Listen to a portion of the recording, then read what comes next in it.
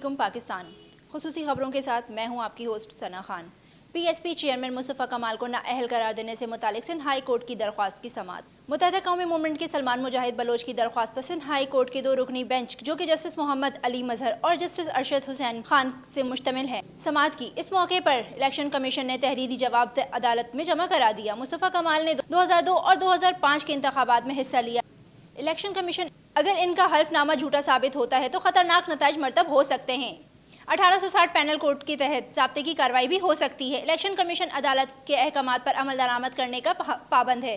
عدالت جو حکم جاری کرے عمل درآمد کریں گے۔ الیکشن کمیشن کا عدالت میں بیان۔ مصطفی کمال 1994 سے 2002 تک Karachi medical and dental college میں ملازمت کرتے تھے۔ سلمان مجاہد بلوچ کی درخواست میں موقف اختیار کیا گیا کہ مستقل غیر حاضری مس کنڈکٹ پر مصطفی کمال کو ملازمت سے برطرف کر دیا گیا۔ قانون کے مطابق ملازمت سے برطرف شخص کسی بھی عوامی عہدے یا الیکشن لڑنے کے نااہل ہوتا ہے۔ اس کے باوجود مصطفی کمال نے PS 117 اور سٹی ناظم کے الیکشن لڑے۔ مصطفی کمال کا الیکشن کمیشن میں جمع کرایا گیا کاغذات نامزدگی بدنیتی اور جھوٹ پر مبنی تھا۔ اس طرح مصطفی کمال کے آرٹیکل 62 اور 63 پر پورا نہیں اترتے۔ مصطفی کمال صادق اور امین نہیں رہے۔ درخواست گزار مصطفی کمال کے سٹی ناظم اور صوبائی اسمبلی کی نشست پر کامیابی کو کالعدم قرار دیا جائے۔ مصطفی کمال سے تنخواہ اور مراد واپس لی جائے۔ مصطفی کمال کو PSP چیئرمین کی حیثیت سے بھی کام سے روکا جائے۔ درخواست گزار سلمان مجاہد بلوچ کا موقف۔ اس موقع پر عدالت کا کہنا تھا کہ ہم پہلے درخواست کے قابل سماعت ہونے کا جائزہ لیں گے۔ عدالت نے 18 نومبر کو دیگر فریقین سے جواب طلب کرتے ہوئے سماعت ملتوی کر دی۔ خواجہ اظہار اور فاروق ستار کے متنازعہ بیان پر سلمان مجاہد بلوچ نے سنسنی خیز انکشافات کیے۔ آئیں سلمان مجاہد بلوچ کی زبانی سنتے ہیں۔ بسم اللہ الرحمن الرحیم۔ آج خواجہ اظہار بھائی نے کوئی حساب کتاب کی بات کی ہے میڈیا کے حوالے سے فاروق ستار صاحب کے حساب مانگنے پہ۔ تو میری گزارش ہے کہ فاروق ستار صاحب نے اگر آپ سے حساب مانگا ہے تو یہی کہا ہے کہ وہ بھی اپنے اساس سے دکھاتے ہیں عوام کو، کارکنوں کو، آپ بھی دکھائیں۔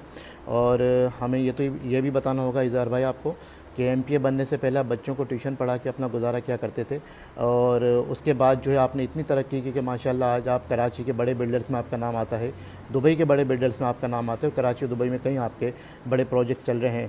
ذرا کارکنان کو بتانا پسند کریں گے، حساب دینا پسند کریں گے کہ یہ پیسہ، یہ مال آپ نے کہاں سے کمایا۔ اور دوسرا بات یہ ہے کہ آپ نے بات کی جی 22 اگست کی کہانی آپ بتائیں گے، بالکل بتائیں، ہم بھی بتائیں گے 22 اگست کی رات کیا ہوا تھا اور آپ نے کون سی کہانی تحریر کی وہاں پہ۔ اور 22 اگست کے بعد بھی اظہار بھائی آپ نے کل تک آج تک جتنی بھی کہانی تحریر کی ہے، جتنی کہانیاں تحریر کی ہے، ہر رات کی اور دن کی کہانی ہم بتانے کو تیار ہیں۔ آپ شروعات کیجئے، انشاءاللہ تعالیٰ آپ کو ہر کہانی کے جواب میں ایک کہانی ملے گی آپ کے لیے۔ اس کے علاوہ اظہار بھائی ہم یہ بھی بیان کریں گے آپ کے لیے کہ آپ نے کتنی کہانیاں رقم کی ہیں ان 22 اگست کے بعد تقریباً پونے دو سالوں میں۔ اس کے بعد ایک کہانی یہ بھی ہے اظہار بھائی کہ ایک رات آپ کو کسی شخص نے اپنے گھر بلایا، بٹھایا اور اس کے کہنے پہ آپ نے 7 کروڑ روپے 1 گھنٹے میں ادا کیے۔ اس کہانی سے بھی پردہ اٹھا دیں کہ وہ کہانی کیا تھی۔ کیمرامین شاہ نواز کے ساتھ Sana Khan, special report .tv Karachi.